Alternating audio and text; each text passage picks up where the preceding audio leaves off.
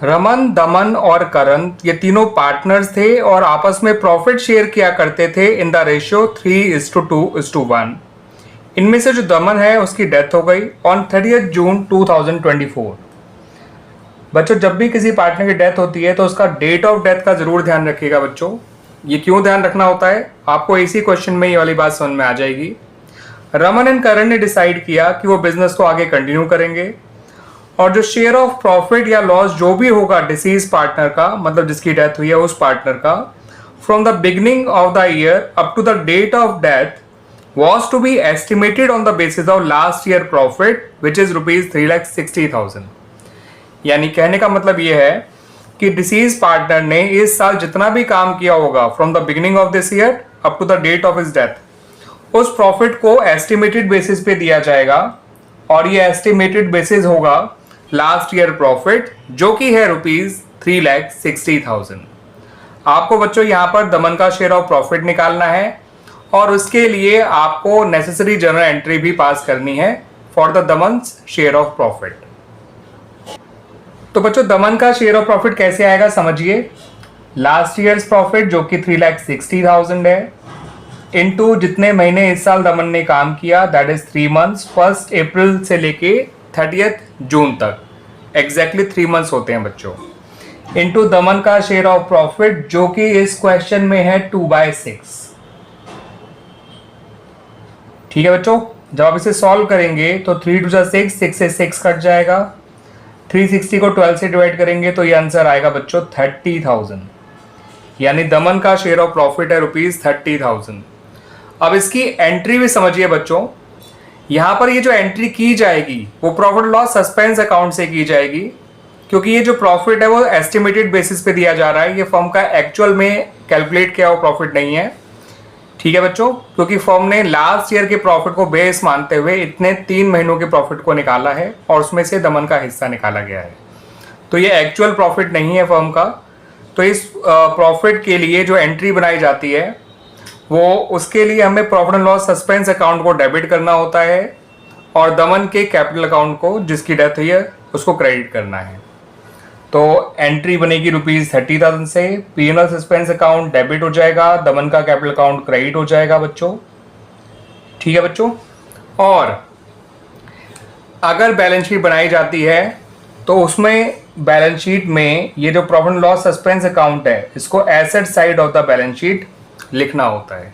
ठीक है बच्चों, अगर आपसे क्वेश्चन में डेथ ऑफ पार्टनर वाले चैप्टर के क्वेश्चन में अगर आपसे बैलेंस शीट मैंने वो कह दिया गया तो पीएनएल सस्पेंस अकाउंट को यहाँ पर आपको asset side of the balance sheet लिखना है, बिकॉज ये पीएनएल सस्पेंस अकाउंट डेबिट हो रहा है और कोई भी debit balance ultimately balance sheet में जो है एसेट साइड शो किया जाता है अगर उसे क्लोज ना किया जाए तो। ठीक है बच्चों,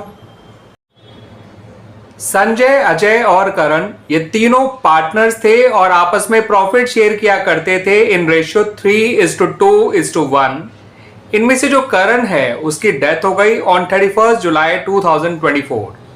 अब संजय और अजय ने ये डिसाइड किया कि वो आगे बिजनेस को कंटिन्यू करेंगे और ये भी डिसाइड किया गया कि जो शेयर ऑफ प्रॉफिट हो या लॉस हो डिसीज पार्टनर का from the beginning of the current year up to the date of his death वो एस्टिमेटेड बेसिस पे निकाला जाएगा और उसके लिए पिछले साल का प्रॉफिट या लॉस जो भी होगा उसको बेस माना जाएगा।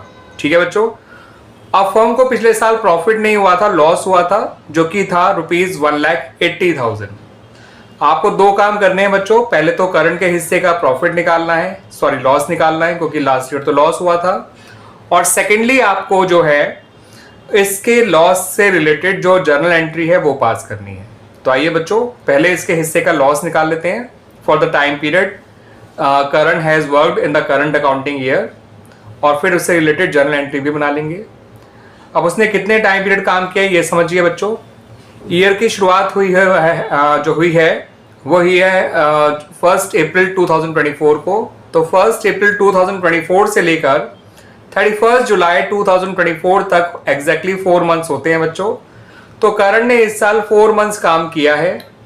अब उसके हिस्से का लॉस जो है 4 मंथ्स तक का ही निकाला जाएगा बच्चों। तो उसके हिस्से का लॉस आएगा 1,80,000 जो लास्ट ईयर लॉस था इनटू 4/12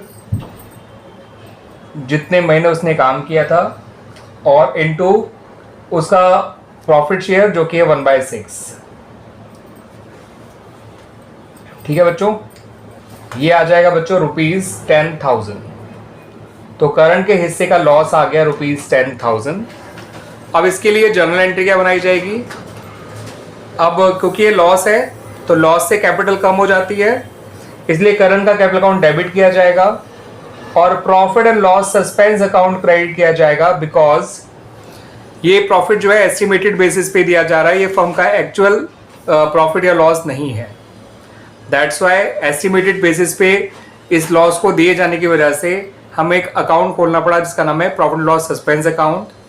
फिलहाल ये क्रेडिट इसलिए हो रहा है क्योंकि हम करंट को उसके हिस्से का लॉस दे रहे हैं। अगर प्रॉफिट दे रहे होते तो ये एंट्री रिवर्स हो जाती, पीएनएल सस्पेंस अकाउंट डेबिट होता और करंट का कैपिटल अकाउंट क्रेडिट होता। ठीक है बच्चों, अगर बैलेंस शीट बनवाई जाती है तो ये प्रॉफिट लॉस अकाउंट क्योंकि क्रेडिट हो रहा है तो ये बैलेंस शीट की लायबिलिटी साइड में शो किया जाता। ठीक है, और इसका भी अमाउंट 10,000 लिख लीजिए बच्चों। तो ये एंट्री बनाई जाती for his share of loss.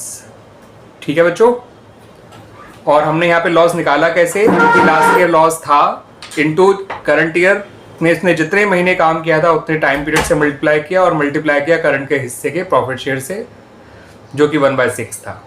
Clear बच्चों, आ गया समझ में?